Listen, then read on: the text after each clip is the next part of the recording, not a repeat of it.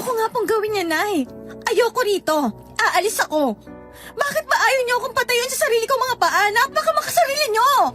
Napakabastos mong bata ka! Ako pang tinawag mo makasarili? Ha? Bakit? Anong mangyayari sa'yo sa Maynila? May tutuloyan ka ba ron?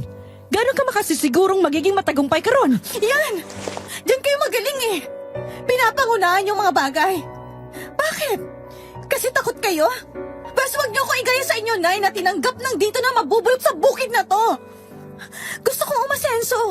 Gusto kong umangat. Anong gagawin ko rito? Habang buhay na magtatanim ng kamote? Walang hiya kang bata ka. Tatalikuran mo kaming lahat? Kaming pamilya at kalahi mo dahil sa ambisyon mong maging ano? Maging taga-syudad, ha? Bakit ba kasi hindi niyo maintindihan? Na hindi ko gusto kung ano man itong sumpang meron ako. Gusto kong maging normal. Gusto kong magtapos. Talagang sinusuka mo ang pagkatao mo, Laura? Ah, darating ang araw na pagsisisihan mo ang lahat ng ito at babalik ka rin kung saan ka. Mas piliin po sana nating tangkilikin ang mga orihinal kaysa sa mga nangunguha ng ating mga istorya. Salamat po. At sa pagpapatuloy ng ating kwento.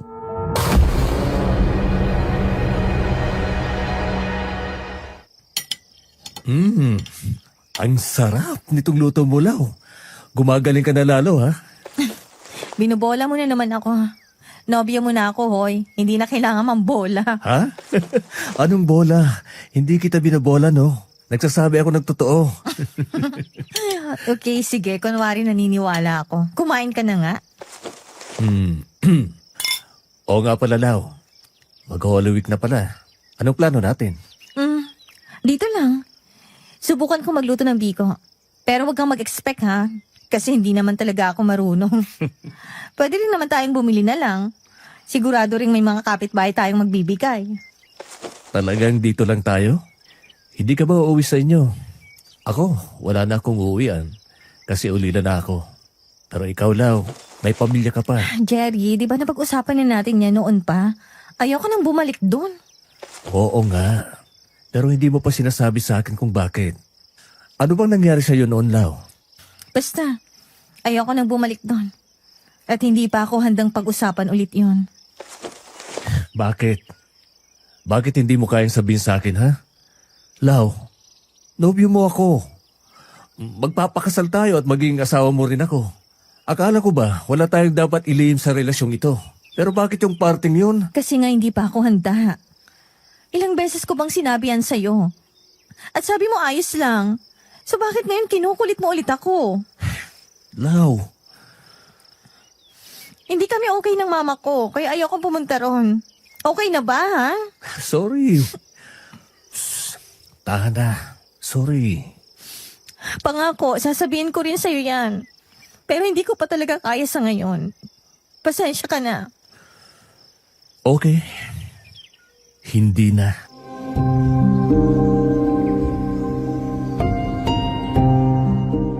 Mahigpit akong niyakap ni Jerry habang pinapatahan ako. Pagkatapos ng pagtatalong yon, hindi na namin pinag-usapan ni Jerry ang tungkol sa bagay na yon. Kinabukasan maaga akong nagising kahit na simula na ng holiday para sa Holy Week. Nagluluto ako ng agahan namin sa kusina nang bigla na lang akong makaramdam ng malakas na hangin mula sa backdoor namin. Kumunot ang noo ko at unti-unting lumapit doon. Hindi ko alam pero agad na nagtayuan ang mga balahibo ko. Nang akmang malapit na ako sa backdoor, bigla namang may kumatok sa main door tapos narinig ko ang boses ni Jerry.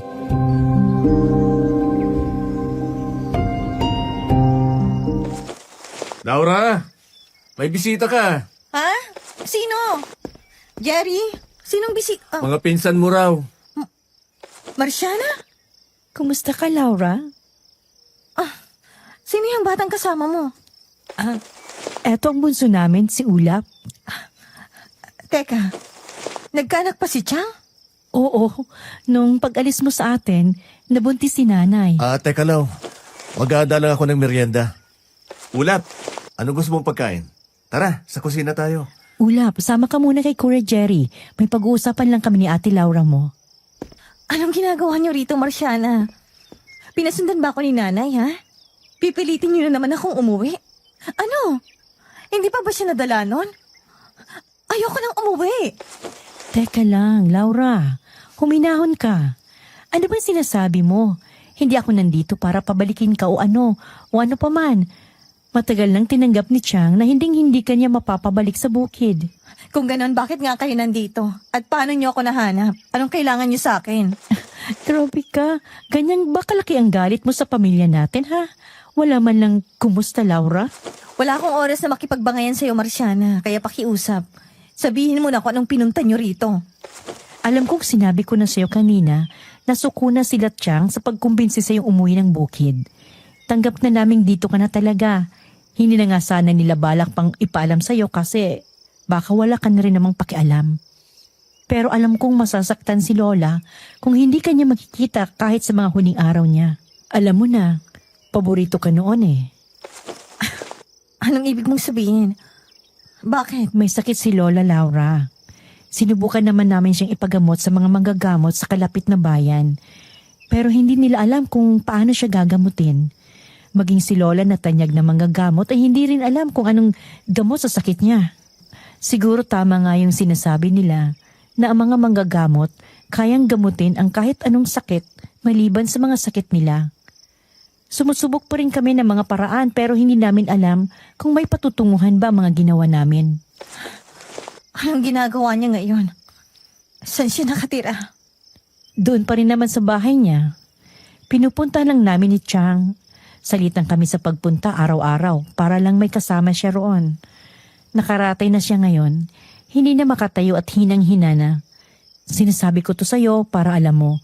Para kahit paano ay may choice kang puntahan siya sa bukid. Kahit dalawin mo lang siya, Laura. Sigurado akong matutuwa yon. Hindi ka naman noon pipiliting manatili.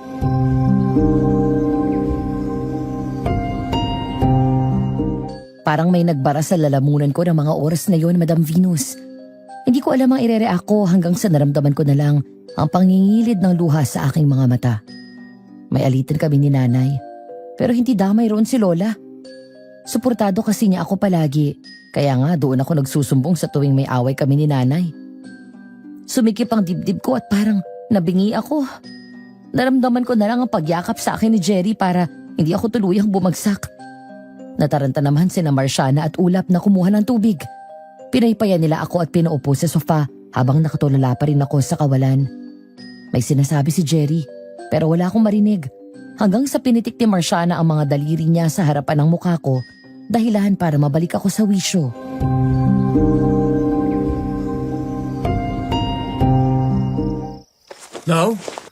Laura! Diyos ko, ano pa nangyari ha? Jerry, si Lola. Tana, okay? Laura, bukas ang uwi namin ni Ulap. Kung gusto niyong dumalaw kay Lola, sumabay na lang kayo sa amin. Teka, may matutuluyan ba kayo ngayong araw? Maghahanap pa lang kami ng murang inn. May kikitain din kasi kaming kaibigan ni Lola. Magbabaka sakali kaming baka makatulong yon kay Lola. Pwede naman kayong dumito ngayong gabi. Di ba okay lang naman, Lau? Kamag-anak mo naman ang dalawang ito eh. Talaga? Ayos lang na dito kami tumuloy ngayong gabi. Oo naman. Pamilya naman kayo ni Laura. Di ba, mahal? Tama si Jerry. Dumito na lang muna kayo ngayong gabi. Nako, salamat Insan. Mabuting na rin yun at hindi kami gagastos pa sa inn. Malaking tulong yan. Dito na lang muna kayo. Sa kwarto lang ako. Jerry, ikaw na munang bahala sa kanila. Oo, Lau. Pagkakainin ko lang muna itong mga ito. Ikaw ba, hindi ka kakain? Mamaya na lang ako. O sige, hatiran na lang kita mamaya.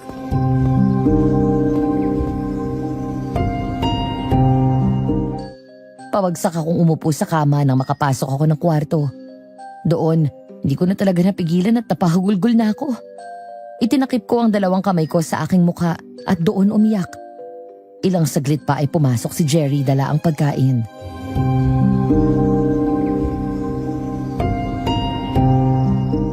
Ayos ka lang ba? Si Lola. Malubha ang sakit. Nasabi nga rin sa akin ni Marciana. Gusto mo bang umuwi? Pwede naman tayo. Balikan lang. Maaga na lang tayo umalis bukas. Ayoko nang bumalik doon. Pero ang lola, gusto ko siyang makita. Kaya nga, pumunta na lang tayo. Hindi naman natin kailangang manatili roon. Balikan na lang tayo. Okay lang sa'yo. Ano ka ba naman? Mahal, di ba nga ako itong gustong pumunta sa probinsya nyo? Siyempre okay lang sa akin. Pagdating natin doon, pwede bang huwag ka na lang munang magtanong tungkol sa... alam mo na, sa idwaan namin ni Mama. Oo naman. Pangako, mahal. Hihintayin kita kung kailan ka handa. Salamat.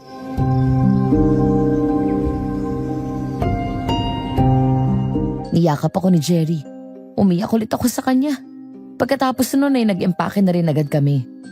Natuwa si Marciana na sasama kami, pero sinabi ko rin sa kanya na balikan lang kami. Pasikat pa lang ang araw ay handa na kaming umalis ng bahay.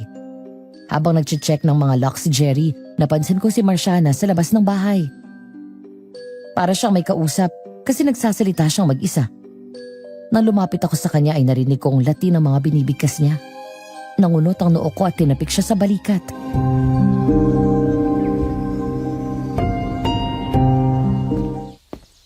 Marciana, anong ginagawa mo? Sinong kausap mo? Laura, wala. Bumubulong lang ako ng dasal para sa mga anito, para gabayan nila tayo sa magiging biyahe natin. Sige. Si Ulap nasan? Andun, aliw ni aliw sa halaman mo. Maganda na kayo. Aalis na tayo. Okay na. Na-check ko na lahat. Wala kang naiwang bukas? Wala. Ayos na lahat. Tara na. Marciana, Ulap, tara na.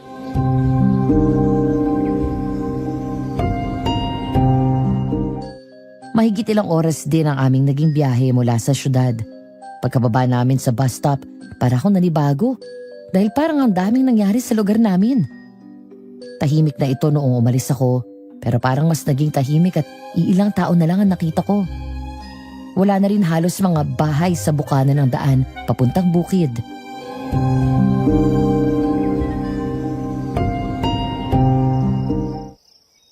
Tara na. Sanay ka pa ba sa lakaran, Laura? Ikaw, Jerry. Sanay ka pa ba sa mamahabang lakaran? Nako, oo. Nasanay na rin naman ako. Mabuti naman kasi mahaba-habang lakaran ang gagawin natin ngayon. Bakit parang wala ng mga tao rito? Noon kahit naman tahimik, may mga tao pa rin dito sa bukana. May mga bata pa nga naglalaro sa kalsada. Maraming nangyari simula nang umalis ka, Laura. Nagsialisan na karamihan sa atin dito. Sa bukid nga ay pamilya na lang natin ang natira. Oh, bakit naman nagsialisa ng mga kapitbahay nyo?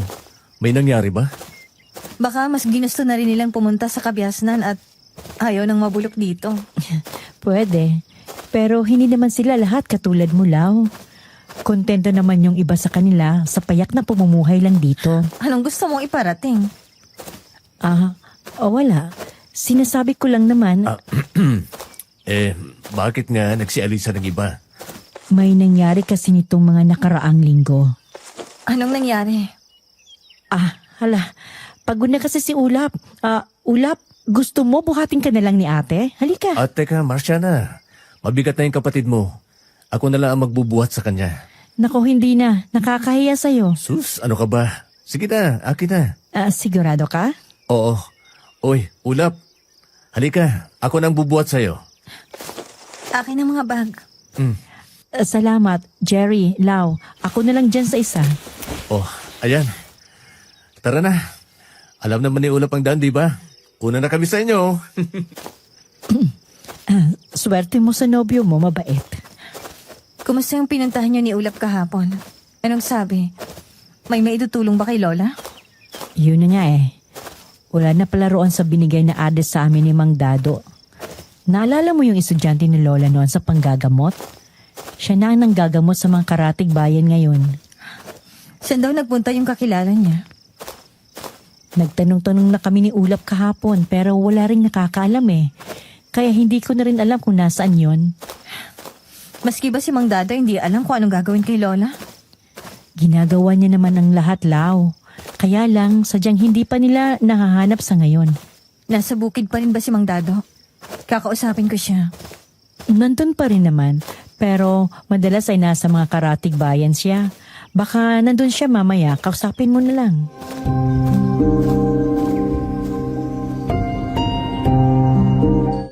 Nagpatuloy kami sa paglalakad at habang palayo kami sa kalsada ay napagtanto kong sobrang dami na talagang nagbago sa lugar. Bukod sa maraming mga bahay ang nawala, iba ang pakiramdam ko habang paakyat kami.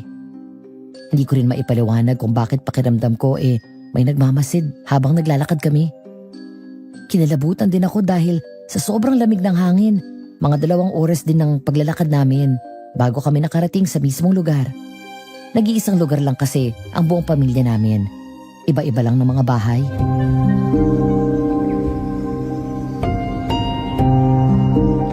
Hanggang dito parang wala ng mga tao.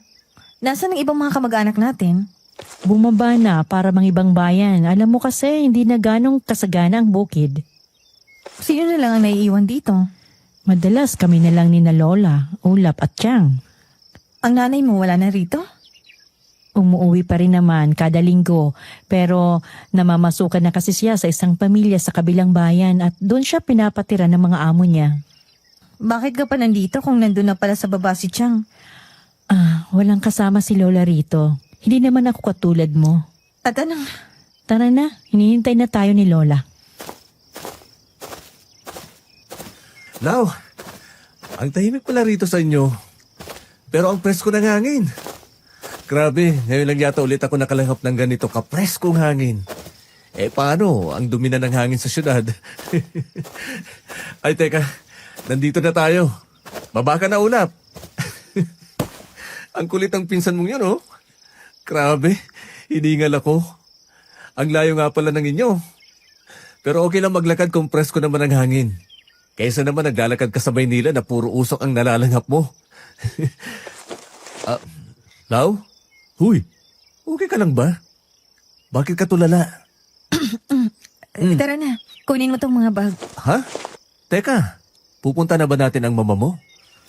Huy, Lau! Marciana, nasan ang lola? Tara, Lau. Ulap, dito ka muna sa labas ha. Maglaro ka muna dyan. Para palang compound tong lugar nyo, Lau. Magkakapamilya kayong lahat dito? Oo, Jerry. Malaki kasi ang pamilya kaya napagdesisyonan nilang sa isang lugar na lang manirahan.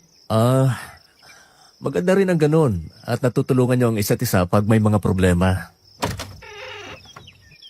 Marciana, ikaw na ba yan?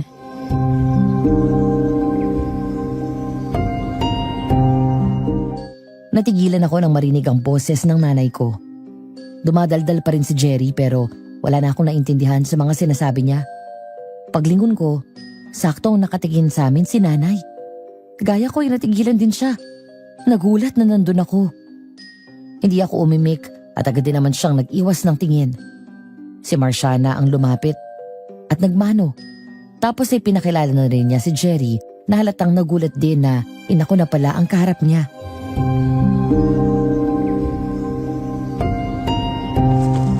Magandang umaga ho. Nobyo po ako ng anak nyo. Akala ko ba hindi ka na uuwi rito? Bakit nandito ka? Nandito ako para kay lola. May pakialam ka pa pala. Akala ko? Monica, tama na yan. Lola, Laura, maligayang pagbabalik. Teka, akala ko ba may sakit kayo? Ayos na po ba kayo? Sabi ni Marciana nakaratay na lang kayo. Magaling na ba kayo, La?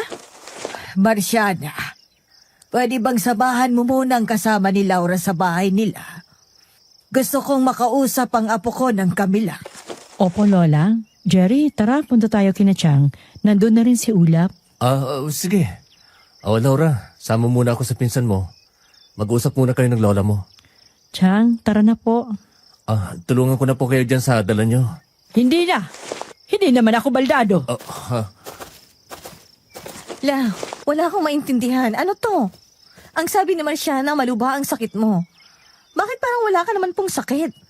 Magaling ka na po ba? Nagugulan po ako. Apo, pasensya ka na. Ang totoo ay, pinagsinungaling ko si Marciana sa'yo. At baka sakaling... Ano? Anong ibig niyong sabihin? Anong pinagsinungaling? Gawa-gawa niya lang ang mga sinabi niya sa akin? Anong nangyayari dito? Pasensya ka na, Apo. Pero wala na kaming ibang maisip na paraan para mapabalik ka. Sana maintindihan mo. Pakiusap, makinig ka muna. Kailangan ka namin dito, Laura. Ilang buwan na rin ang lumipas nang may epidemyang nanalanta rito sa bukid. Epidemya? Anong epidemya? Dumating na sila, Laura. Dumating na ang kinatatakutan natin doon. Nandito na ang mga aswang. At sila ang may kagagawa ng epidemya rito sa lugar natin. Nagsialisan ng mga tao rito sa takot na mabiktima nila. Nung una mga hayop lang. Tapos biglang pineste ang mga palayan hanggang sa may 2 na silang pinatay. At may 2 hanggang ngayon ay hindi pa rin nakikita. Kailangan ka namin, Laura. Kailangan ka namin ngayon. Saan niyo ako kailangan, La? Matagal ko nang hindi ginagamit ang kung ano mang meron ako doon. Kinalimutan ko na yon. Hindi yun makakalimutan ng katawan at dugo mo, Laura. Kahit matagal ng panahon ang lumipas, hindi pa rin kumukupas ang dugo ng mga babaylan na nananalaytay sa ating mga katawan. Lalo na sa isang tulad mong natural ang kakayahan. Kagaya kita, Apo. Kaya alam kong kahit na hindi mo na ginagamit ang kakayahan yon, nandyan lang ito sa loob mo. At sa oras na gamitin mo ito, ay sigurado kong lalabas ito. Nagmana ka sa akin, Apo. Kaya ikaw lang ang makakatulong sa amin na paalisin at talunin ang mga aswang na nananalanta rito. Bakit mo pa ako kailangan? Sabi mo nga, di ba? Pareho lang tayo. Eh di kaya nyo na yan. Bakit kailangan nyo pang guluhin ang buhay ko, La? At talaga ba? Pinapatay mo ang sarili mo para lang bumalik ako rito?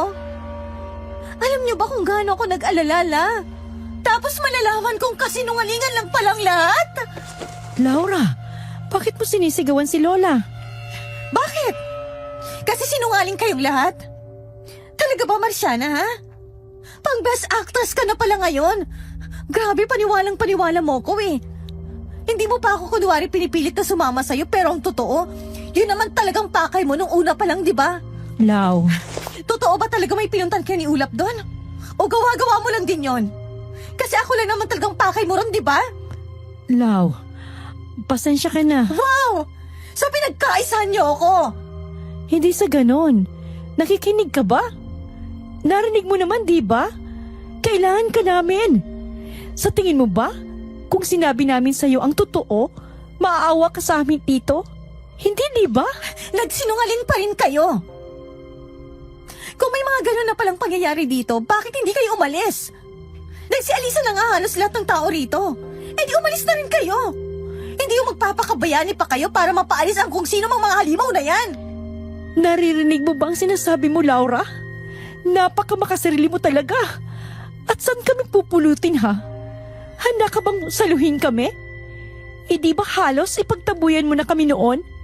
Eto na lang ang lugar na nasisiguro namin amin. Bakit namin ito iiwan? Apo, pakiusap. Tulungan mo kami. Sinasanay ko si Marciana pero hindi siya kagaya mo na may natural na kakayahan. At aabutin pa ng mahabang panahon para mahasa niya ng tuluyan ang kakayahan niya. Baka pagdating ng panahong yon, napatay na kami ng mga aswang. Apo, kailangan ka namin. Nadurog ang puso ko habang tinitingnan si Lola na nagmamakaawa sa akin. Sa totoo lang, Madam Venus, gusto ko na rin bumigay sa gusto ni Lola. Pero mas nanaig sa akin ang kagustuhang maging malaya. Pakiramdam ko kasi, pag pumayag ako sa gusto nila, makukulong na naman ako ron at baka hindi na talaga ako makabalik. Nangyari na kasi to noong teenager pa ako. Pinayagan nila akong mag-high school sa bayan kapalit ng pagtulong ko sa panggagamot para daw mas mahasa ang kakayahan ko. Pumayag ako pero ang naging ending nun, hindi na ako nakapasok sa eskwelahan kasi lahat ng oras ko nasa panggagamot na. Pinagbawalan na rin nila ako noon kasi nga raw, wala naman akong patutunguhan at doon lang din naman ako sa bukid habang buhay. Naikuyom ko ang mga kamay ko at mariing umiling sa kanila. Umiiyak na si Lola ng mga oras na yon, pero tinatagan ko ang loob ko para hindi ako maapektuhan.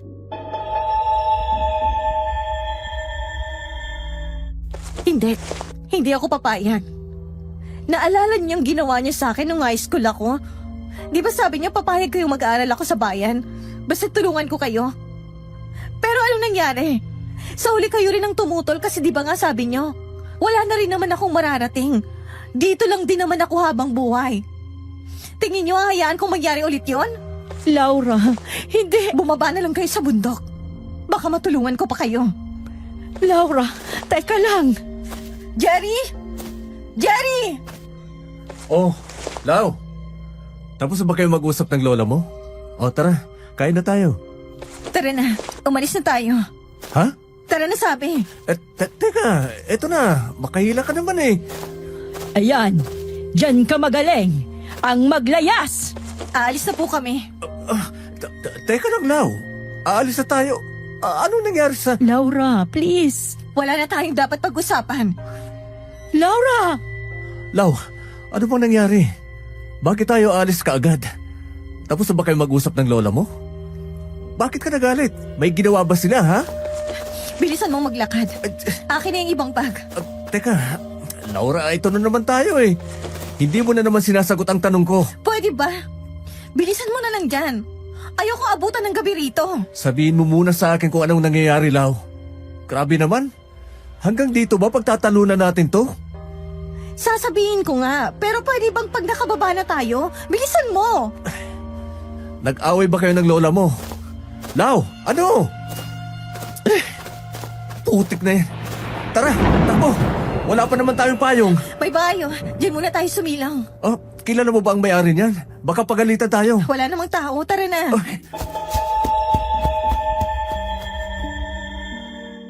Mabilis kaming pumasok ni Jerry sa bahay. Isa yon sa mga abandonadong bahay rito dahil iniwan na ng may-ari kasi wala nang mga gamit sa loob at may mga sira na rin.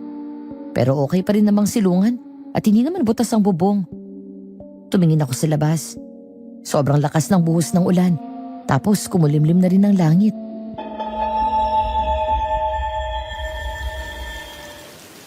Parang kanina lang ang liwaliwanag tapos ngayon bigla na lang bumuhos ang ulan.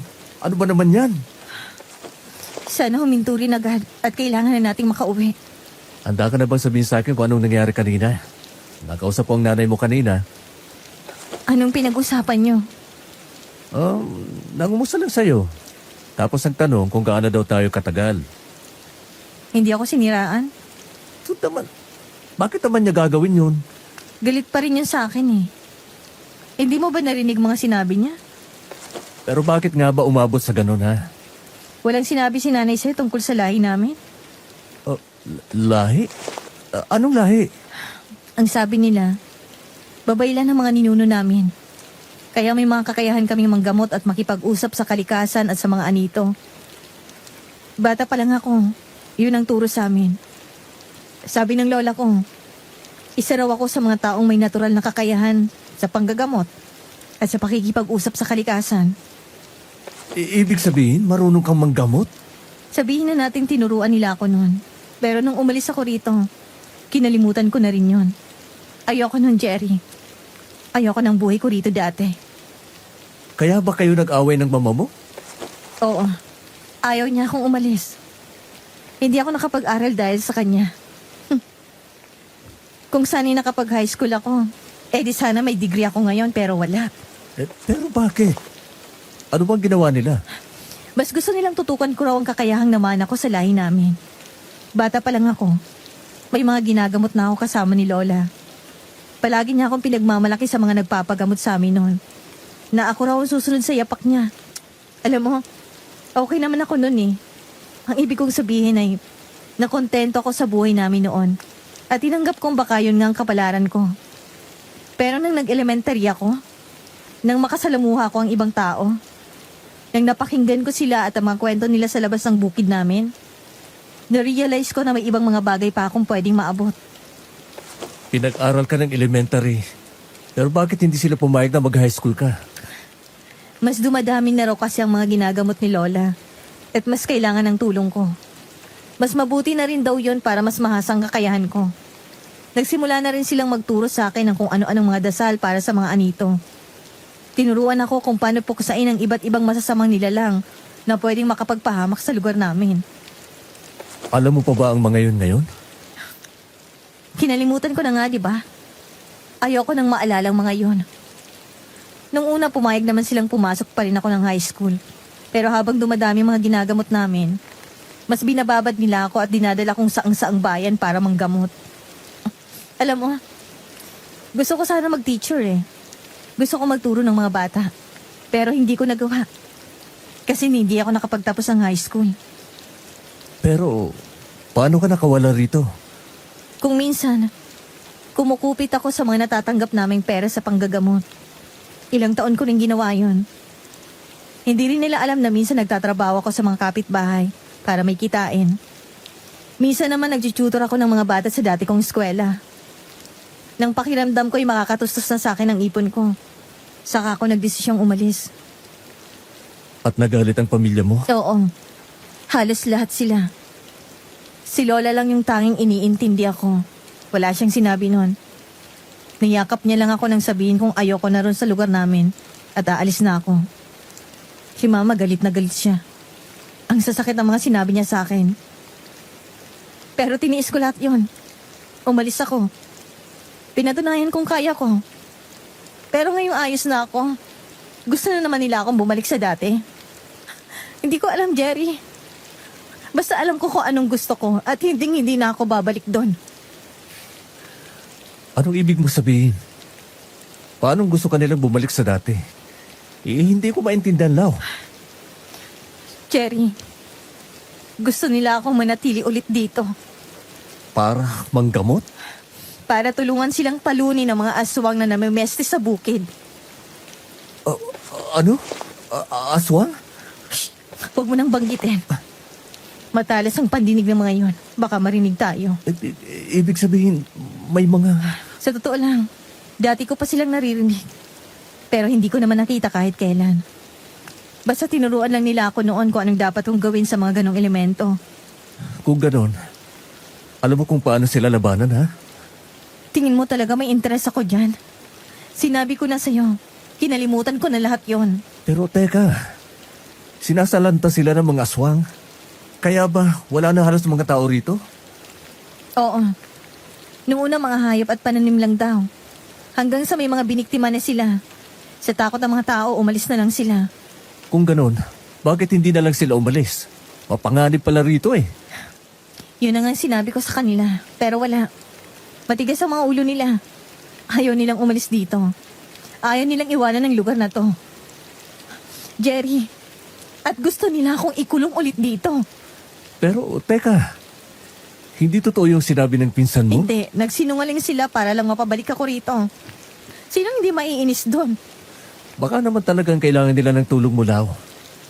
Paano kung tulungan mo na lang muna sila? Tapos saka tayo babalik. Hindi. Ayoko nang maniwala sa mga paganyan nila. Ganyan din nangyari sa akin ng high school. Sabi nila papayagan nila akong pumasok. Basta ba tumulong lang ako sa panggagamot at asain ko lang ang kakayahan ko. Anong nangyari? Sa uli pinabawalan nila ako. Paano kung gawin ulit nila yon? Ano, mabubulok tayo rito? Hindi ako papayag. Okay. Naintindihan ko. Kumalma ka na, ha? Halika. Naintindihan mo na ngayon kung bakit ayokong pag-usapan sila at kung bakit ayoko nang bumalik dito? Okay.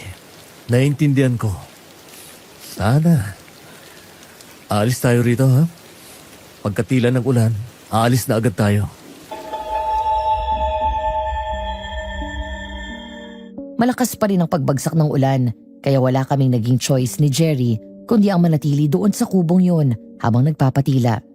Dala ng pagod, nakatulog kami sa paghihintay.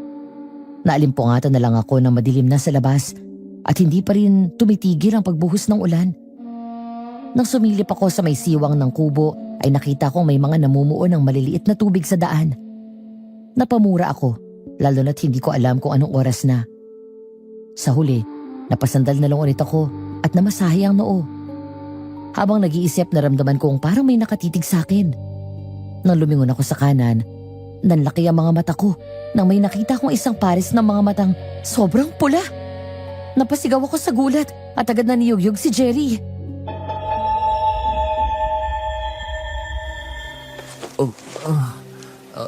Laura? Teka, anong nangyari? May nakatingin. Ano? May mga matang nakatingin sa atin. Andun o, sa bintanang yon. Ha? Wala naman ako nakikita, Lau. Meron nga ako nakita kanina. Buisit. Ngayon pa talaga tayo tinamaan ng kamalasan. Bakit walang tigil ang ulan? Usang gala. Gabi na. Paano tayo uuwi niyan? Mapanganib nang lumabas ngayong gabi. Tapos ganyan ang panahon. Wala tayong magagawa kundi maghintay rito mag-umaga. Ano pa nga ba? Pero teka, totoo yung nakita mo mga mata? Utik, paano kung yun yung umaataking aswang pala dito? Sabi nang wag mo nang banggitin. Teka, kailangan nating siguraduhin na protektado tayo dito sa loob. May lock naman yung pinto. Siguraduhin mo na lang na nakalak yan. Sige. Teka, may mga kumot naman yata rito. Ang lamig kasi. Matibay naman siguro yung mga bintana, no? Bilis! Oo. Pagkatapos naming siguraduhin na nakasara na ang lahat, saka kami bumalik sa pagkakaupo namin kanina. Kinuha ni Jerry ang kumot at tinakip yun sa amin. Sumandal kami sa dingding habang rinig na rinig namin ang pagkulog at malakas na buhos ng ulan. Hindi nagtagal at nakatulog na rin kaming dalawa. Nagising na lang ako dahil sa sinag ng araw na tumama sa amin mula sa mga maliliit na siwang ng dingding. Nilingon ko si Jerry nang naramdaman kong parang wala na akong katabi. Pero ganoon na lang ang pagkakagulat at pagpanik ko nang makita ko siyang nakahandusay at nanginginig sa lamig.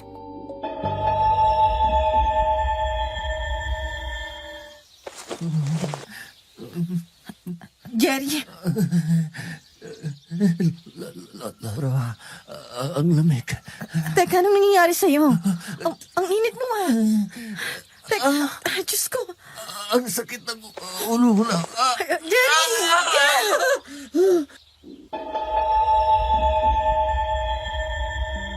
Mas lalo ako nagpanik dahil lumala ang panginginig niya at nakakapaso na ang balat niya. Naiyak na ako at nablangko ang utak ko. Sa sobrang pagkataranta, binuksan ko ang pinto at sumigaw ng tulong bago bumalik kay Jerry. Mas ibinalot ko sa kanya ang kumot habang kinakalkal ang mga gamit namin kung may nadala ba kaming mga gamot nang biglang may dumating na matanda. Laura? Mang Dado, Naku, buti naman at kilala mo pa ako. Mang Dado, tulungan niyo po ako. Hindi ko alam ang gagawin ko. Bigla na lang nanginig at inapoy naglagnat ang nobyo ko. Ang init nga ng balat niya. Kailan nagsimula ang lagnat niya? Kanina lang po pagising ko. Nagulat na lang ako na nanginginig na siya at inaapoy ng lagnat. Kailangan natin siyang dalhin sa bukid. Naandun ang mga gamit at kamot ko. May mga kasama po ba kayo? Hindi natin siya kayang buhatin ng tayo lang. Lakan, Brian, tulungan niyo muna kami rito. Laura, ito si Lakan, bagong tinuturuan ko. At ito naman si Brian, matagal ko ng estudyante. Ito naman ang apo ni Adele, si Laura. Magandang umaga, Laura. Hi. Mang Dado, tara na po. Nagmamadaling inakay ng dalawang lalaki si Jerry habang pinupulot ko ang mga gamit naming nagkalat. Isinakay siya ng mga ito sa kahoy na sasakyang nasa likuran at hinihila ng kalabaw. Ganon din ang ginawa ko kasama si Mang Dado at Lakan. Yung Brian naman ang nakasakay sa kalabaw. Hawak ko ang kamay ni Jerry habang pabalik kami ng bukid at kagat-kagat ko ang aking labi dahil ayokong umiyak na mga panahong yun. Nang makarating kami sa bukid, mabilis na pinadala ni Mang Dado si Jerry sa kanyang bahay. Nakita ko ang pagkagulat niya na Marciana at nanay nang makita ako. Namasahe ko ang aking noo habang kinakalma ang sarili.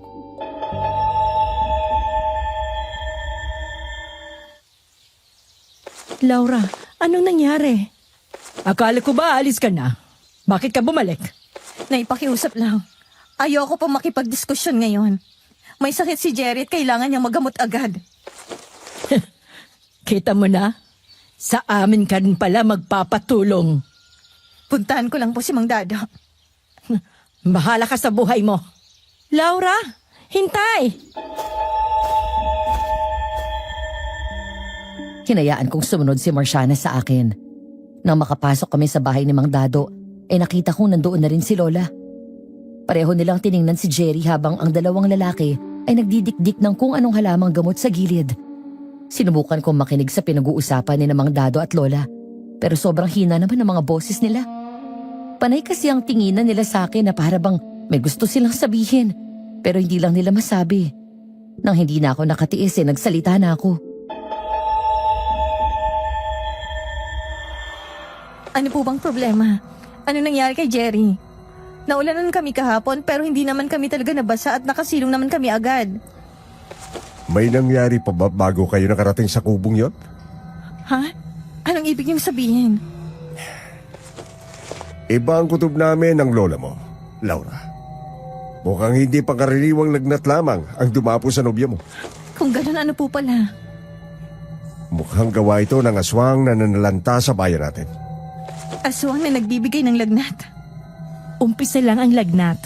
Maya-maya, makikita mong hindi lang yan ang dadapo sa nobyo mo.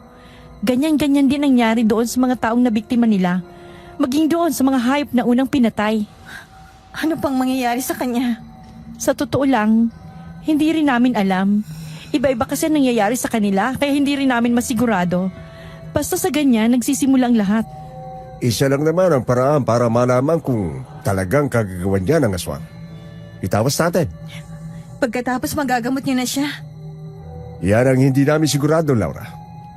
Dahil yung dalawang naunang biktima nila noon, hindi namin nagamot. Sadyang malakas ang kapangyarihan ng aswang na nagdulot ng sakit. Na ang tanging pinaka-epektibong paraan para magamot ang sakit ay ang pagsunog ng buhay sa mga aswang. Dapat maglusas sila katulad ng pagdurusa ng mga biktima nila. Kaya ka sana namin kailangan, Laura, para hindi na makapambiktima ulit ang aswang. Kung kailangan lang pala silang sunugin, bakit ako pang kailangan? Bakit hindi na lang kayo? Dahil hindi lang basta-bastang pagsunog ang gagawin natin. Kailangan nila ang enerhiya ng malalakas na babaylan para magawang orasyon habang sinusunog ang mga aswang. Kaya kailangan ka namin, Laura. Pero matagal ko nang hindi nagagawa ang manggamot o mag-orasyon laban sa mga masasamang elemento. Hindi ko alam kung kaya ko pa. Laura, kagaya ng sabi ng lola mo, natural ang kakayahan mo. Sa oras na gawin mo ulit ang mga bagay na yon, natural na dadaloy ang enerhiya sa iyong katawan at magagawa mo yon nang walang kahirap-hirap.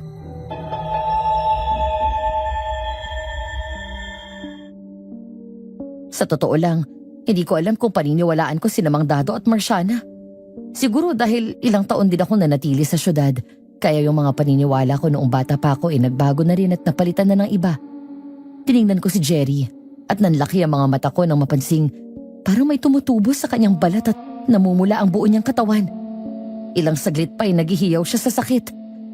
Mabilis na ginawa ni Mang Dado ang pagtawas at mula sa tubig, nakita ko ang figura ng higit isang mga elemento na nabuo mula sa tulo ng kandila.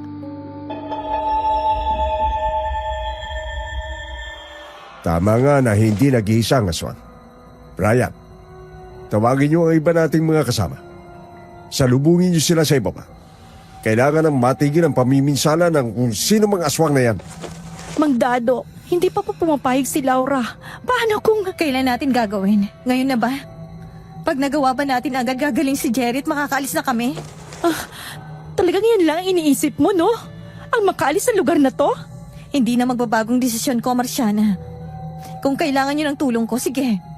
Pero gawin natin agad. Gawin na natin ngayon. Apo, kumalma ka. Di basta-basta ang pagharap sa mga ganitong klaseng aswang. Kailangan ng paghahanda. Alam ko, Lola. Pero alam niyo rin na oras ang kalaban natin dito. Paano kung di na umabot si Jerry bukas? O baka mamaya? Adele, tama nga po mo. Oras ang kalaban natin. Huwag kang mag-alala. Ako mismo magtuturo kay Laura kung anong gagawin namin. At mamayang gabi, lulusog tayo. Hindi ba pwedeng pag may araw? Mas lamang tayo kung may araw, di ba? Napakailap nila sa araw, Laura. Minsan na namin sinubukang hanapin sila sa araw.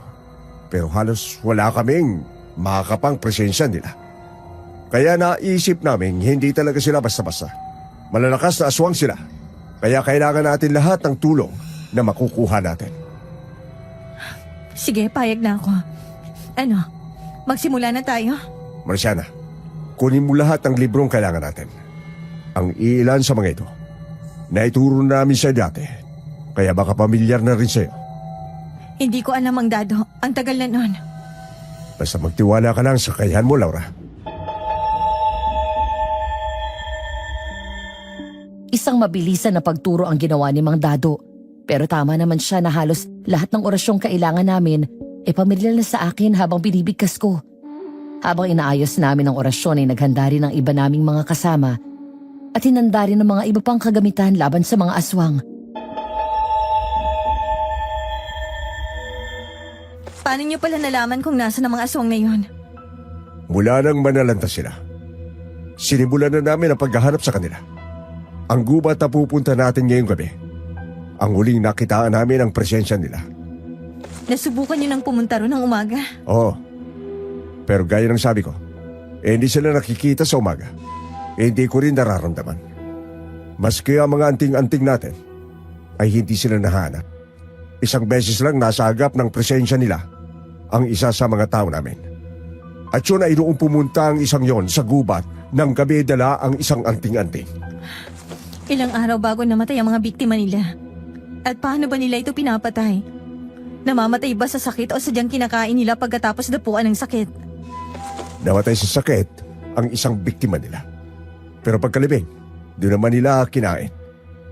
Pero yung isa pang biktima, sadyang pinuntan sa bahay habang naghihingalo. At doon iaswang. Kaya hindi namin matukoy kung papaano nga nila pinapatay ang mga biktima nila. O kung sadyang ganun lang ang gusto nila. Ibig sabihin, hindi natin malalaman kung nasa panganib si Jerry. Huwag kang mag-alala. May maiwan naman dito. Nandito ang nanay at lola mo. Si Ulap at 3 lalaki mula sa grupo. Saan mo nahagilap yung mga kagrupo mo, Manong? Kadalasan sa kanila ay kapamilya ng mga ginamot ng pamilya niyo, Laura. Nandito sila para tumulong. Lalo na nung humingi ng tulong ang lola mo sa mga taong ito. Sa kasamang palad, ang iba sa kanila ay umalis na rin ng bayan natin. Mapagkakatiwalaan naman sila, di ba? Oo naman. Kasama ko sila simula pa nung una, kaya mapagkakatiwalaan mo sila. Sige, aasahan ko yan, Manong. Handa na po ang lahat, Mang Dado. Lau, gusto mo bang magpaalam muna kay Jerry bago tayo pumasok sa gubat? Sige, diyan na muna kayo. Pasok lang ako. Nay, nandito po pala kayo. Anong ginagawa niyo? Dumadami ang mga butlig niya. Ang iba'y pumutok kaya nililinisan ko. Anong? Lumalala na ang kalagayan ng nobyo mo. Kaya mas mabuting bilisan nyo na. Salamat sa pag-aalaga sa kanya. Mabait na bata. Kawawa naman. Siya pa talaga ang nasaktuhan. Pasensya ka na. Mukhang dahil sa amin kaya siya nagkaganyan. Hindi ko naman kayo sinisisi. Pasensya na sa lahat. Pasensya na kung ayoko rito. Pasensya na kung... Tama na. Tama na yan.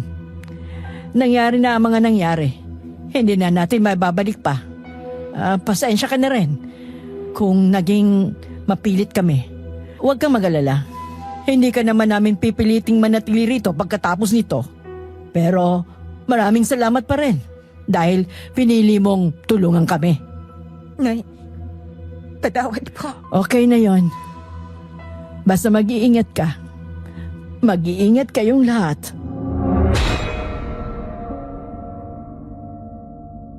Hindi ko na napigilan ang pag-iyak ng mga oras na yun. Akala ko kasi talaga, Madam Venus, hindi na kami magkakaayos ng nanay ko. Pero nang humingi siya noon ng tawad, parang lahat ng galit sa puso ko bigla na lang nawala. Niyakap ko si nanay at umiyak ako sa kanya. Ganon din ang ginawa niya.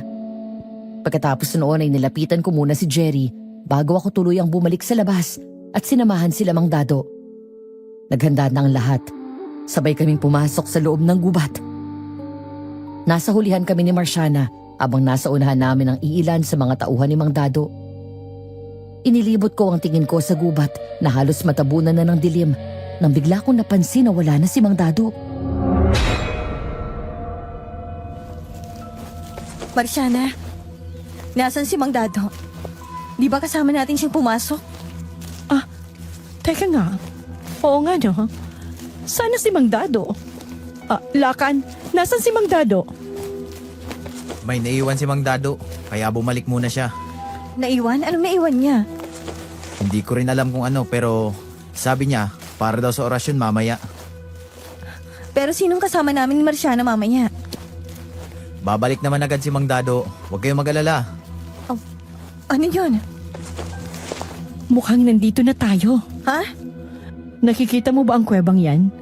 Diyan na mataan ng isang kasamahan natin, ang aswang noon. Teka, kung nandito na tayo, ay wala pa si Mang Dado. Magmanman muna tayo sa paligid. Hihintayin natin si Mang Dado.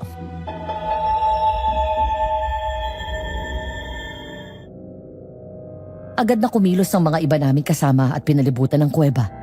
Nagulat na lang kaming lahat nang may biglang lumabas at nag-amok. Pula ang balat nito. May 2 maliliit na sungay at walang buhok.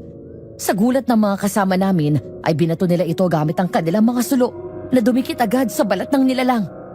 Nataranta kami ni Marciana, pero nang bumagsak ang aswang, para din kaming nakahinga ng maluwag.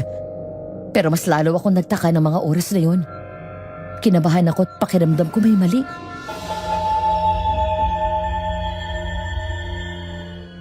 Patay na siya. Yun na yun. Pero niwala kaming ginawa ni Marciana. Akala ko ba hindi simpleng apoy? Teka, hindi maganda ang pakiramdam ko. Umalis na tayo, tara na. Laura, teka lang. Wala nang oras, Marciana. May mali rito, bilisan mo. Umalis na tayo. Tara, bilis! Marciana, bilis! Diyos ko, ang dami nila.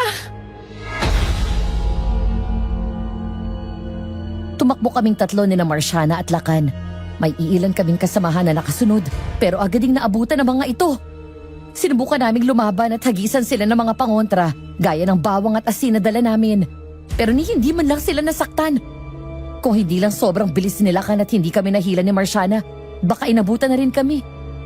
Iyak nang iyak si Marciana habang tumatakbo kami. Hingal na hingal kaming 3 na makalabas ng gubat.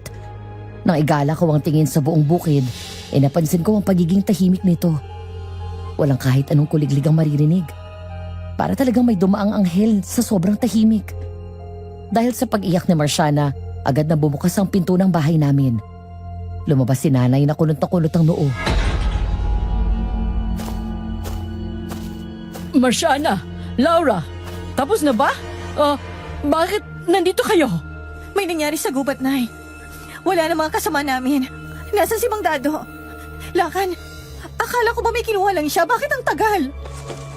Hindi natin kakayanin ang mga yon. Umalis na lang tayo. Hindi pwede. Paano si Jerry? Hindi siya magagamot. At saka di ba kayo may gustong talunin ng mga yon? O anong nangyayari? Noon yon, nung hindi pa namin alam kung anong klaseng mga halimaw yon. Pero hindi mo man nakita, ha? Parang walang makakatalo sa kanila.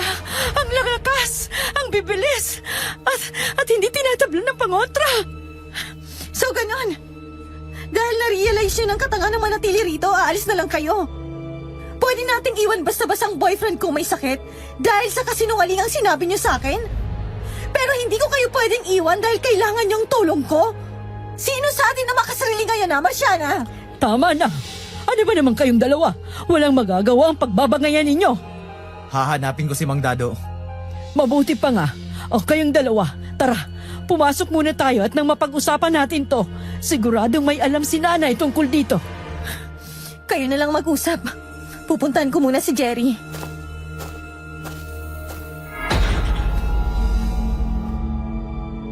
Pigil ang iyak at galit na umupo ako sa tabi ng higaan ni Jerry. Tinitigan ko siya. At mas lalo lang akong nagngit-ngit dahil para na siyang nabubulok sa dami ng butlig na tumutubo at pumuputok sa kanyang balat. Napasigaw pa ako nang makitang may mga gumagapang na insekto palabas ng butlig. Tumayo ako at mas nagalit. Akmang aalis na sana ako nang pigilan ako ni Ulap. Tinanong niya ako kung gagaling daw ba si Jerry. Hindi ko alam. Pero pinipiga ang puso ko ng mga oras na yun habang nakatingin sa inosente niyang mukha. Huminga ako ng malalim at saka hinawakan ng kanyang magkabilang pisngi. Ulap, makinig ka ha. Gagawin lahat ni ate para lang gumaling si kuya, okay? Huwag ka mag-alala. Makakapaglaro ulit kayo, okay? Laura, Asan yung mga librong pinag-aaralan ko noon? teka, bakit? Anong gagawin mo ron? Hahanapin ko kung ano makakapatay sa mga limaw na yon. Apo, nandito. Lumipat kami sa kung nasaan si Jerry. Inisa-isa ko lahat ng mga librong pinag-aralan ko na rin doon. Habang ginagawa ko yun, binakuran naman ni na Lola at Marciana ang bahay at nilagyan ng mga proteksyon. Pero kahit na ganun, hindi pa rin talaga ako napakali. Gustuhin ko rin mang hindi na matulog, dinalaw pa rin ako ng antok. Kaya nagdesisyon akong umidlip muna. Pero habang nasa kalagitnaan ng pag-idlip, nagising ako sa sigaw ni Marciana. Mabilis akong napabangon at kumaripas ng takbo palabas.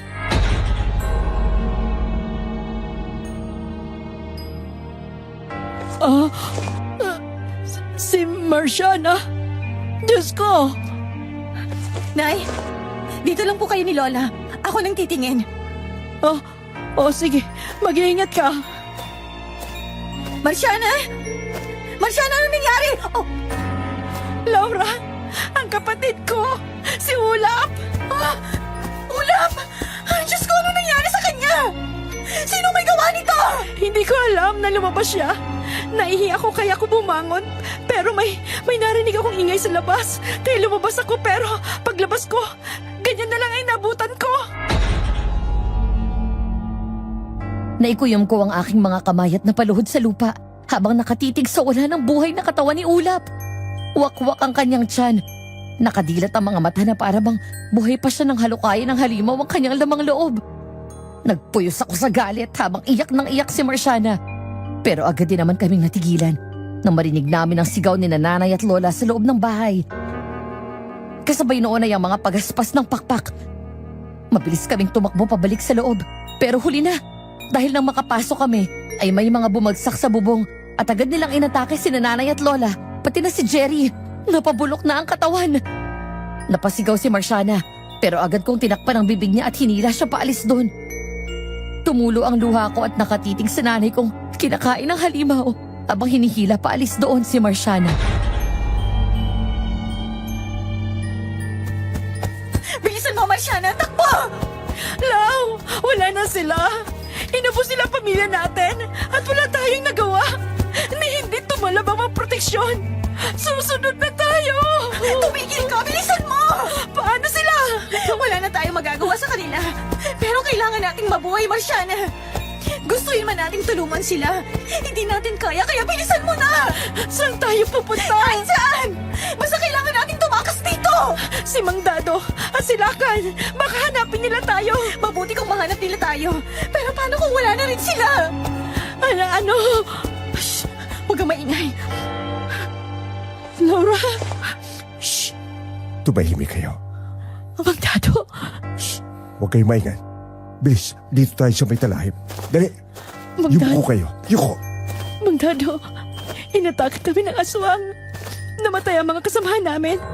Tapos si na Lola at si Bulap. Pinatay nilang lahat, Mang Dado. Mali ang tansya natin sa kanila. Hindi natin sila kaya. Hindi sila tinatabla ng mga simpleng panangga. Nasaan po ba kasi kayo kanina? Bakit wala kayong ginawa kanina? Masensya na kayo, Laura, Marciana. Ang sabi nila sa akin ay may naghihintay na kasama naming albularyo sa may patag.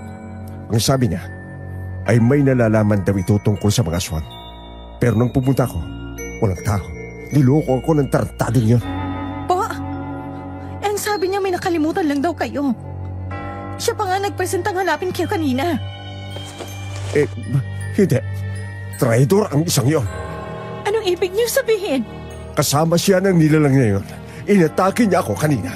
Pero nakapagtago ako rito sa talahib. Ano? Pero, Mang Dado, di ba noon mo pa siya estudyante? Bakit? Dahil napakagaling nilang magbalat kayo. Hindi ko sila mapapatawan sa ginawa nila. Ano nang mangyayari sa atin ngayon? Paano natin sila matatalo? Hindi natin sila matatalo. Ano? Bakit? Anong klase mga halimaw po ba sila? Bakit para ang lakas-lakas nila? Hindi ko alam kung anong tawag sa kanila. Pero mukhang matagal na silang naninirahan sa mga gubat na nakapaligid sa atin. Kanina nakatakas ako kay Lakan. Nakita ko siyang may kausap ng mga lalaki. Mukhang isang tribu silang matagal nang nakapaligid sa atin. At hindi natin alam dahil lahat sila parang normal na mga tao lang din. Baka nga ang iba sa kanila ay nakasalamuhan na natin sa labas o maging sa bayan. Paano tayo makakatakas ngayon? Hindi pwedeng mamatay na lang tayo rito. Hindi tayo mamamatay rito, Laura. Huwag kayong mag-alala. Kung hindi man ako makatakas, sisiguraduhin ko makakatakas kayong dalawa. Po! Shh! Yuko pa! Yuko! Hindi pa nakakalayo ang mga yon. Hanapin niyo, bilis! At yung dalawang babae, dapat hindi sila magkita ng matanda. Ang dami niyo kanina, hindi niyo pa nahuli yung dalawang babae. Shh! Shh! Kailangan natin magtahan-dahan patras. Dali! Dali! Mula sa pinagtaguan namin, naaninag ko si Lakan at ang mga kasama niyang mga lalaki sa may daan. Mas tumindi pa ang kaba ko nang nagsimulang kumilos sa mga tao ni Lakan. Dahan-dahan ang naging paggapang naming tatlo pa atras. Hindi ko alam kung saan kami pupunta. Sumunod lang ako sa mga bulong ni Mang Dado habang hindi tinatanggal ang mga mata sa direksyon ni Lakan. May mga pumasok sa talahiban. Kaya nang nakakuha kami ng tiyempo ay mas binilisan namin ang paggapang hanggang sa makalabas kami at napunta sa bukana ng gubat. Hinila kami ni Mang Dado at saka pinapasok sa isang kubong naroon lang sa bukana. Pinatay niya lahat ng ilaw sa kubo at sinara ang mga pinto at bintana tapos ay pinaupo kami sa gilid at pinatahimik. Ilang sandali, nakarinig kami ng mga yabag palapit. Akala ko nga papasukin na kami noon. Pero narinig ko ang sinabi ng isa na na-check na raw nila ang kubong pinagtataguan namin kaya hindi na rin sila tumuloy. Doon lang ako nakahinga ng maluwag. Nang maramdaman naming nakaalis na sila, saka pa lang nagpailaw ng maliit na lampara si Mang Dado. Tapos ay may hinalungkat siya sa isang baul na naroon. Mang Dado, kaninong kubo to? Sa akin. Ibig sabihin, alam ni Lakan ang kubong to? Wala sa mga estudyante ko may alam sa aking kubo. Kaya huwag kayong mag-alala. Hindi nila alam kung ako may-ari nito. Ang alam ng lahat, abandonadong kubo ito. Sinadya niyong ganon? Bakit? Kasi alam mo naman ang lolo mo, hindi mapagtiwalang tao yan. Sa katunayan ay hindi nga siya komportabling may mga tinuturuan akong ibang mga tao na hindi kasama sa pamilya natin. At baka kung ano raw ang gawin sa mga kakayahan nila. Kaya dito sa kubong ito nakatago ang ibang mga kagamitan. Hindi ordinaryong pampatay, pati na ang mga gamot. Kaya dito sa kubong ito nakatago ang ibang mga kagamitang hindi ordinaryong pampatay, pati na ang mga gamot sa mga posibleng sakit. Kung ganon, bakit hindi niyo kinuha rito ang gamot para kay Jerry? Para sa mga taong naging biktima noon ng sakit ng mga aswang na yon? Sinusubukan na namin ang mga gamot na to nung pa, Laura. Pero walang nagawa. Mukhang mas matindi silang magpasa ng sakit. Mas matindi sa mga gamot na nagawa namin. Eh di wala na rin po tayong magagawa ngayon. Sabi niyo hindi nasupil ng malalakas niyong gamot ang mga sakit na binigay nila noon. Meron, hindi pa namin ito nasusubukan. Ang alin? Bakit po kayo may baril? Mang Dado, ano po yan? Pinakambala nito. Galing pa ito sa ninuno namin noon. Ito ang panlaban nila sa mga haring aswang. Akala ko nga hindi na namin magagamit ito eh. Pero mali na naman ako. Hindi ako nakinig sa lola mo. Akala ko madadala sa orasyon na to. Nasa ilalim ng kubo ang magagamit. May mga lighter at gas no.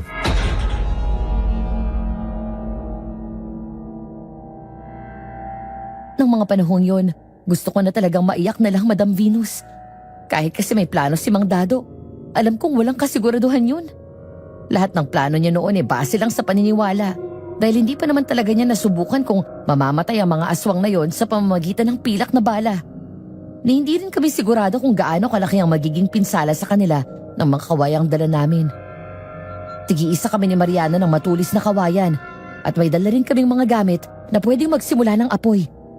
Si Mang Dado naman ay hawak ang malaking baril na may pilak na bala. Dahan-dahan kaming lumabas ng kubo. Nasa unahan namin si Mang Dado. Habang kami ni Marciana ay nasa likuran at binabantayan ang gilid at likod.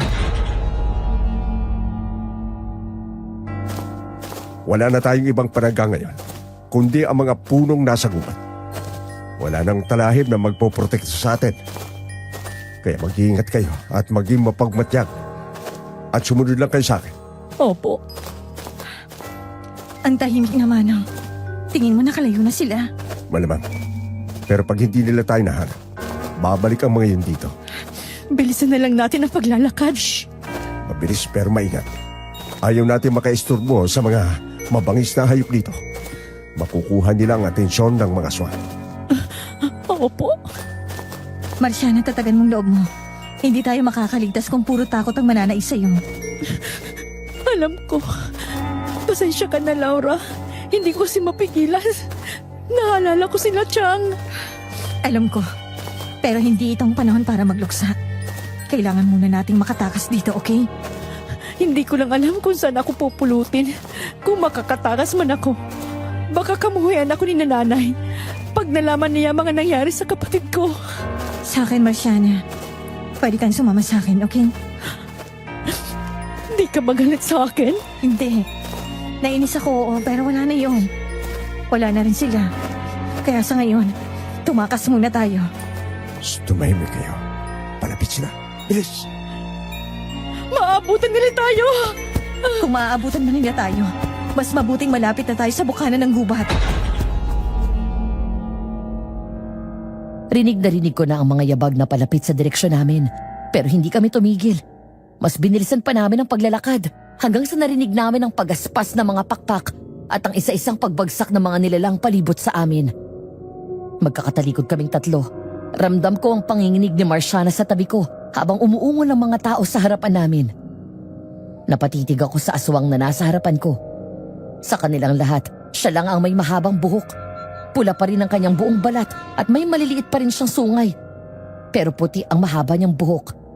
Hindi man niya sabihin, kilalang kilala ko siya. Ngumisi siya sa akin kaya mas lalo akong nagngit-ngit sa galit. Kamusta, Mang Dado? Traidor ka! Ang lakas ng loob mong magpaturo sa akin ng mga bagay-bagay. Tapos kami pala ang bibiktimin mo. Tinanggap kita. Tinuruan ang mga bagay na dapat na ituro lang sa mga taong nagpapagaling. Hindi sa nananakit. Anong ginawa namin sa inyo, ha? Bakit nyo kami ginaganito? Kayo talagang mga tao. Walang mapipili sa inyo. Hindi ko kasalanan kung tanga ka. Hindi namin kasalanan kung mahina kayong mga nilalang. Kami ang nauna sa gubat na to, tapos gusto niyong kayo lang ang makinabang? Pagod na kaming magtago, kaya ngayon, oras na para kami naman ang makinabang sa buong bukid. Bakit pati ang boyfriend ko? Bisita lang kami rito. Imposibleng hindi mo alam. Hindi kami taga rito. Ni hindi nga dapat kami nandito, pero bakit mo dinamay ang nobyo ko, ha? Bakit pati siya? Dahil sagabal siya. Ano? Anong ibig mong sabihin? Sagabal siya sa gusto kong gawin sa'yo, aking mahal. Anong kahibangan ang pinagsasabi mo, ha? Mahal mo si Laura? Siya ang gusto kong reyna, noon pa man. Siya rin ang dahilan kung bakit ako nakipagsalamuha sa kanila. Matagal ko ng plano ang lumabas at palitan kayo. Matagal na rin kitang pinagmamasdan, Laura. Nabighani ako sa iyong boses kahit nung bata ka pa lang nang minsan kang mapadpad sa gubat. May kakaiba sa boses mong sadyang nakabibighani. Parang bagay na bagay sa aming lahi. Malakas ang boses mo, matapang, at kung minsan ay mahingin, pero alam ang bawat sasabihin, lalo na sa tuwing nangangatwiran ka sa iyong lola. Marunong kang manindigan para sa sarili mo. Mula noon, alam ko na sa sarili kong ikaw ang gusto kong gawing reyna ng aking lahi. Ano? Pero umalis ka. Kaya nagpanggap akong estudyante ni Dado dahil baka sakaling makakuha ko ng impormasyon kung nasaan ka. Pero wala. Kaya gumawa ako ng paraan para makabalik ka, Laura. At hindi naman ako nabigo dahil napabalik ka nila. Alam mo ba ang saya-saya ko nung bumalik ka? Pero ayaw mong manatili rito, hindi ba? At mas gusto mong makasama ang lalaking yon. Sagabal siya sa plano ko sa'yo, aking reyna. Kaya mas mabuting mamatay na lang siya. Walang hiya ka! Papatayin kita! Laura, ano ba? Laura, pigilan mo ang emosyon mo. Yan ang gusto niyang mangyari. Huwag na huwag kang lalapit sa kanya at baka hindi ka na makawala pa. At sa tingin mo sa ginawa mo, papayag ako maging sa'yo, halakan! Payag? Bakit? Wala naman akong sinabing binibigyan kita ng pagpipilian. Sa akin ka na, Laura. Sa ayaw at sa gusto mo. Kaya kung ako sa'yo, lumapit ka na sa akin habang mabait pa ako sa inyo ng mga kasama mo. Hindi mo makukuha si Laura, Lakan. Magkakamatayan muna tayo. Baka nakakalimutan mong itinuro mo sa akin lahat ng pangontra sa aswang, Dado. At lahat ng yon, kaya ko nang kontrahin ngayon. Ibang ka na kung inakala mong naisan mo na ako. Hindi pa ako ganong katanga, Lakan. Gusto mong subukan natin?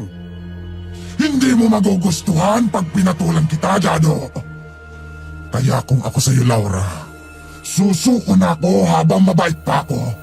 Dahil kung hindi kita madadaan sa pakiusap, dadaanin kita sa dahas at hindi mo magugustuhan ang mangyayari sa pamilya mo. Pag sinabi kong takbo, tumakbo kayong dalawa papunta sa bukana. Maliwanag?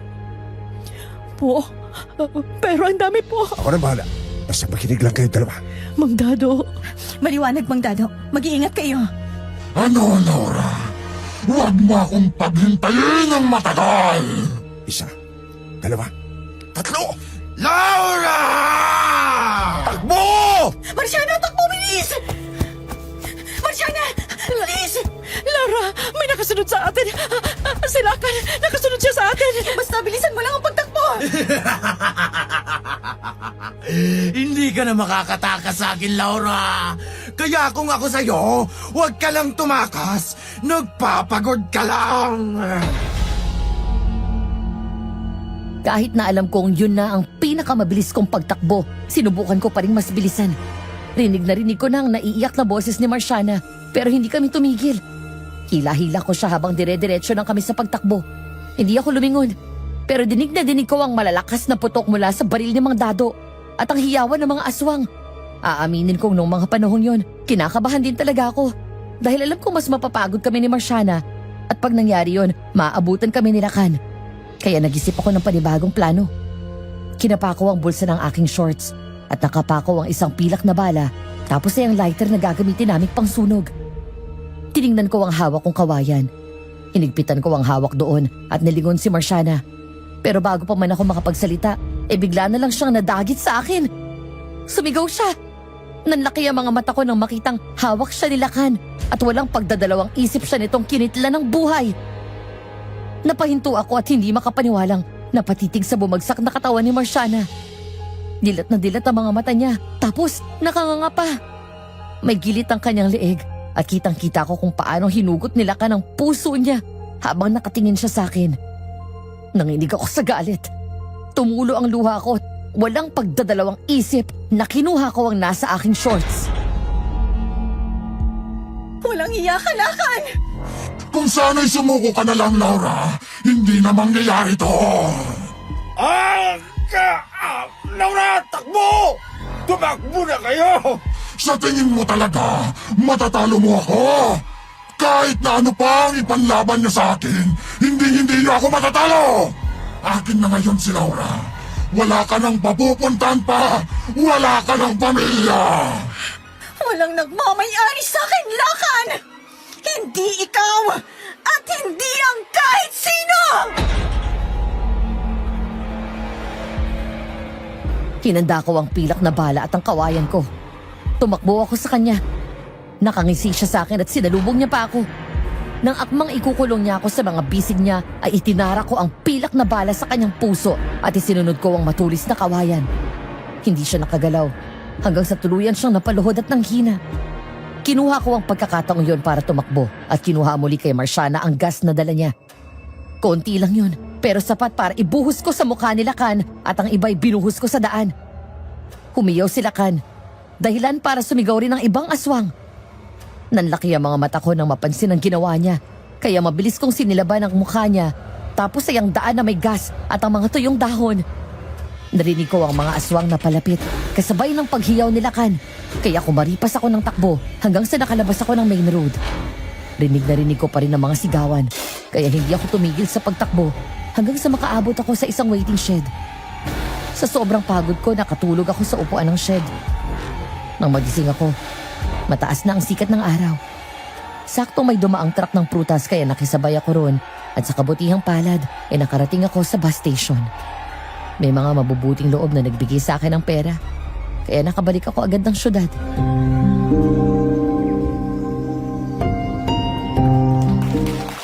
Maraming salamat po sa inyong lahat.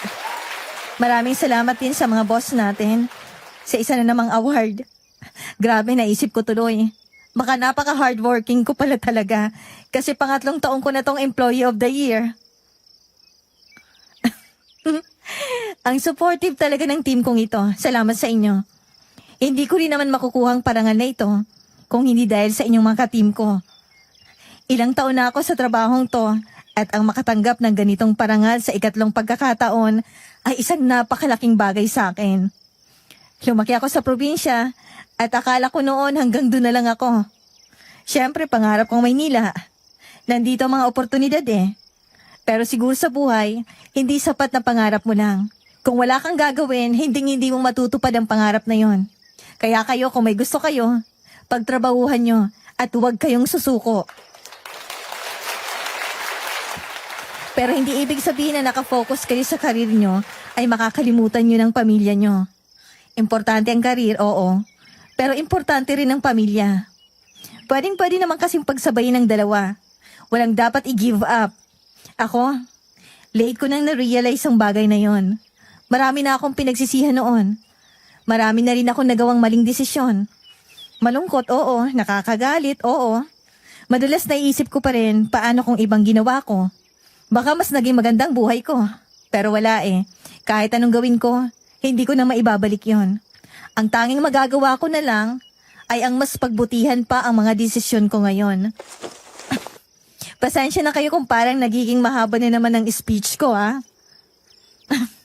Gusto ko lang kasing sabihin na okay lang maging workaholic. Pero hindi lang sa trabaho umiikot ang buhay natin. May pamilya tayo, may mga kaibigan, may mga ibang bagay rin na pwedeng paglaanan ng mga energy natin. Kaya sana, kahit na masipag tayo sa pagtatrabaho, huwag din nating kalimutan ang iba pang mga bagay sa buhay natin. Kasi maikli lang ang buhay. Hindi natin alam kung kailan ito kukunin. I-enjoy natin ang buhay natin habang ginagawa ng mabuti ang ating mga trabaho. Maraming salamat po.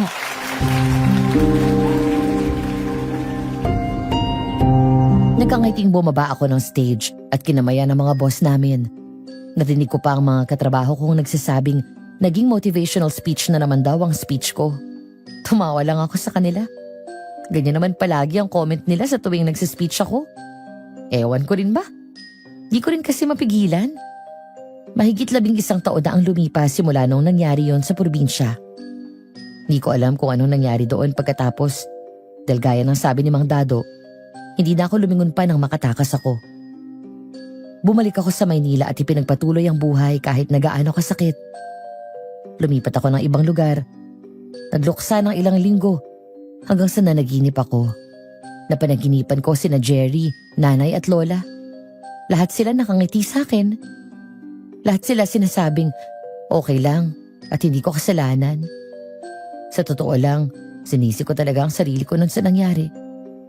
Kung sana'y hindi ko itinakwil ang pamilya at kakayahan ko noon, baka mas nakalaban ako kinalakan.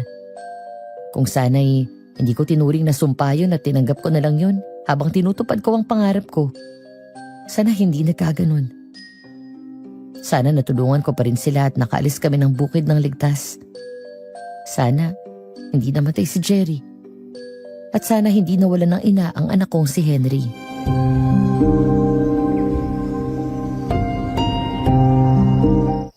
Ma, Hello, kumusta ang eskwela? okay naman ma. Kayo po. Okay lang din. Employee of the year na naman ang mama mo. Wow, the best ka talaga. Sus ng bola ka pa, anak. Totoo naman eh, the best ka talaga. Anak, Ano po yun? may sasabihin ako sa'yo. Ano po yun? Gusto mo bang mag-abroad? Bakasyon po? Hindi, yung doon na tayo maninirahan. Talaga po? Oh, gusto mo ba yon? Opo. Okay. Hindi pa sigurado pero baka ma-assign ako sa ibang branch namin sa ibang bansa. Sabi ng boss ko, sagot ang kumpanya lahat ng gastos natin sa paglilipat at sa visa natin. Gagawin ka rin daw nilang scholar sa gusto mong eskwelahan hanggang college. Talaga po ma, gusto ko yon.